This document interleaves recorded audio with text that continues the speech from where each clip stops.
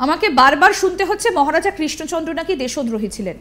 ওনারা ইতিহাস না পড়ে এইসব কথা বলছেন। সিরাজউদ্দৌলা তো বহিরাগত ছিলেন, উনি তো বাংলাও বলতে পারতেন না, তাকে নিয়ে আজকে এত মাতামাতি। বাংলার নবাবকে সরাসরি বহিরাগত বলে আক্রমণ করলেন বিজেপি প্রার্থী। তিনি বলছেন যে সিরাজউদ্দৌলা তো বাংলাও বলতে পারতেন না, তাকে নিয়ে মাতামাতি করা হচ্ছে। কৃষ্ণনগরের মানুষ অমৃতা রায়কে রানীমা বা রাজমাতা বলে ডাকেন। সেই অমৃতা রায়কে এবার তৃণমূল প্রার্থী প্রাক্তন সাংসদ মহুয়া মৈত্রর বিরুদ্ধে প্রার্থী করেছে বিজেপি। রাজনৈতিক বিশ্লেষকদের মতে অমৃতা রায় কঠিন প্রতিপক্ষ হতে চলেছেন মহুয়ার। রাজা কৃষ্ণচন্দ্রের পরিবারের সদস্য সৌমিশচন্দ্র রায়ের স্ত্রী অমৃতা রায় রাজনীতিতে নবাগতা হলেও রাজ পরিবারের গৃহবধূ হবার সূত্রে কৃষ্ণনগরে তার গ্রহণযোগ্যতা রয়েছে বলেই দাবি বিজেপি নেতৃত্বের, আর সেই কারণেই তাকে প্রার্থী করা হয়েছে। তিনি মঞ্চে উঠে বক্তব্য রাখতে গিয়ে বলেন, আমাকে বারবার শুনতে হচ্ছে মহারাজা কৃষ্ণচন্দ্র নাকি দেশদ্রোহী ছিলেন। ওনারা ইতিহাস না পড়ে এইসব কথা বলছেন। মহুয়া মৈত্রকে ইডি এতবার তলব করেছে, সেই সব প্রশ্ন এড়াতে আমার ওপর এই আক্রমণগুলো হচ্ছে। আমার সম্পর্কে কিছু পাচ্ছেন না, তাই 250 বছর আগে কি হয়েছে সেই নিয়ে কথা বলছেন। তখন দেশ বলে ছিল না, তখন এক একজন রাজার এক একটি রাজত্ব ছিল। সিরাজউদ্দৌলা তো বহিরাগত ছিলেন, উনি তো বাংলাও বলতে পারতেন না, তাকে নিয়ে আজকে এত মাতামাতি। মিথ্যে কথা বলে মানুষের সামনে দাঁড়ানো যায় না, চোখ নেমে যাবে। কি বলেছেন বিজেপি প্রার্থী অমৃতা রায়, শোনাবো। আমাকে বারবার শুনতে হচ্ছে যে মহারাজা কৃষ্ণচন্দ্র নাকি দেশদ্রোহী ছিলেন, তাই কি না? ওনারা হিস্ট্রি না পড়ে এইসব বলছেন কেন? কারণ এই 2011 থেকে 2024-এর মধ্যে এতগুলো মন্ত্রী তাদের জেলে গেল, কেন গেল? আর মহুয়া মৈত্রর কথা না বললেই নয়, তাকে এতবার ইডি তলব করছে, কেন করছে? সেই সব কোয়েশ্চেন এড়াতে আমার ওপর এই অ্যাটাকগুলো আসছে।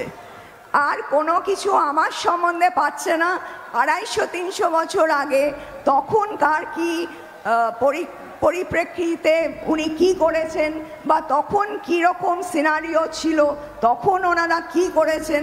দেখুন, তখন তো নেশন বলে কিছু ছিল না, কান্ট্রি বলে কিছু ছিল না। তখন এক একজন রাজার এক একটা কিংডম ছিল। তো তারা চেষ্টা করবে না নিজেদের রাজত্বকে বাঁচাতে, নিজেদের মা বোনেদের বাঁচাতে? আর সিরাজউদ্দৌলাও তো বহিরাগত ছিলেন, তো উনি তো বাংলাও বলতে পারতেন না, তো তাকে নিয়ে আজকে এত মাথামাতি। কিন্তু দেশের লোক যে কৃষ্ণনগরের একটা মাথা হয়েছিলেন, কৃষ্ণনগরের এত উন্নয়ন করেছেন, আমি আমার ফ্যামিলি বলে বলছি না, কিন্তু এটাই সত্যি, ইতিহাস তাই বলছে। তাকে নাবিয়ে কী লাভ হবে? ভোট বাড়বে কি? বাড়বে না, বরং এটা একটা কুরুচির পরিচয়। আর একটাও কথা আমি যেটা বলতে চাই, মহুয়া মৈত্র আমাকে অনেক রকম বলছে, আমার নাকি শ্বাসকষ্ট হচ্ছে, আমার নাকি এই প্রবলেম, আমার নাকি ওই প্রবলেম। তাহলে মানুষ জানবে না আমি তো জীবিত, আমার তো কি আছে না আছে সবাই দেখছে। তো এই সব মিথ্যে কথা বলে কিন্তু মানুষের কাছে সত্যি দাঁড়ানো যায় না, চোখ নেবে যাবে। এমনিতেই কৃষ্ণনগরে সাংস্কৃতিক এবং শৈল্পিক ঐতিহ্য রয়েছে। রাজা কৃষ্ণচন্দ্র ভারতের ইতিহাসের একজন নামকরা ব্যক্তিত্ব। 18 শতকের একজন গুণের প্রশাসক ছিলেন। তার জ্ঞান ও দূরদর্শিতা ইতিহাসের পাতায় স্বর্ণাক্ষরে লেখা আছে। তার 55 বছরের শাসনকাল বাঙালি সংস্কৃতির গৌরবময় ঐতিহাসিক দিককে তুলে ধরে।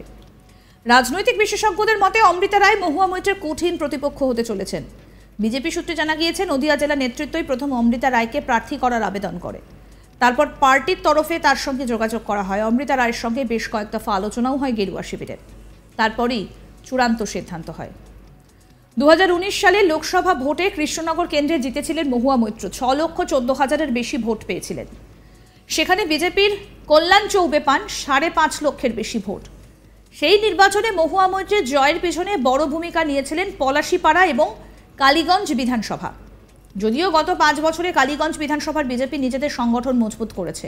মহুয়া মৈত্রের বিরুদ্ধেও সংসদে অভিযোগ উঠেছে। এবারের ভোটে তার অ্যাডভান্টেজ নিতে চাইবে গেরুয়া শিবির। বিজেপি নেতৃত্বের আশা, অমৃতা রায় একজন স্থানীয় মুখ, তিনি বেশ পরিচিত। মহুয়াকে টক্কর দেবার জন্য তিনি সব থেকে যোগ্য। আরও আপডেট পেতে দেখতে থাকুন আজ তাক বাংলার ইউটিউব চ্যানেল, সাবস্ক্রাইব করুন।